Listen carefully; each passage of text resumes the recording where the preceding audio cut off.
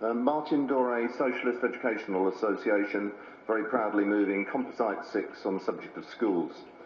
Conference, I'm sure that many of you here in the hall were affected by the chaos surrounding this year's GCSE English results, especially those of you who had children or grandchildren, nephews or nieces taking their GCSEs in the summer. Or of course you might work in a school and have witnessed the disappointment for yourselves.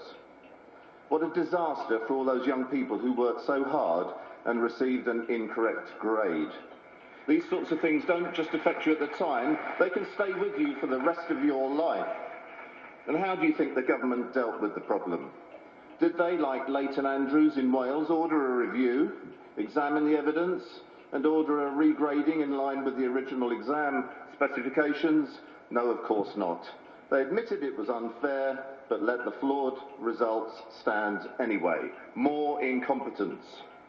And guess who presided over this debacle? Yes, of course, it was Michael Gove. Yes, Michael Gove. When he landed on Earth from planet Zog in 1954, unfortunately the time button in his machine got stuck.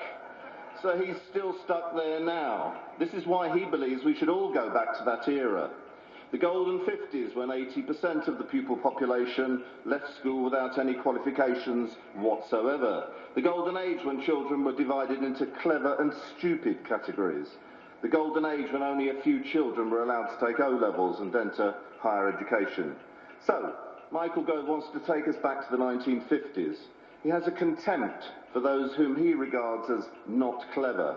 He wants to take us back to an examination system that is designed to suit only the more academic student.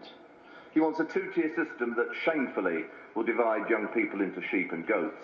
How do we know this? Well, he has announced a review of the exam system, but has already decided on the outcome. The farcical public consultation document includes such searching questions as, do you like the name EBAC, yes or no? You're asked for alternative name suggestions. Well, I have one or two that I dare not share with you in this public arena. I do think, however, it is right after 25 years or so of the GCSE examination system that we should review it as a qualification. But we need a real review of how we assess young people, and indeed at what age. There is a place for coursework, proper vocational qualifications, as Ed alluded to on Tuesday, and we in the SEA, of course, would be delighted to help him and Stephen flesh out these proposals. So, a new approach to how we develop our education policies is essential. Stephen has promised evidence-based policy making. That's much better than evidence-informed, by the way, when you can listen to the evidence and then revert to your original prejudice. At the moment, there are 13 different types of school in this country, in England. There is poor scrutiny of the exam system. There are random so-called free schools set up in areas where there's a surplus of places. How chaotic is that? So that certain parents who don't like the hoi polloi can keep their children away from ordinary people.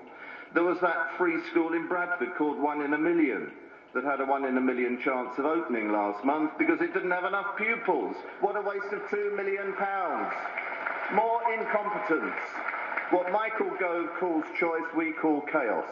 So, let's celebrate the success of the excellent state education received by our young people.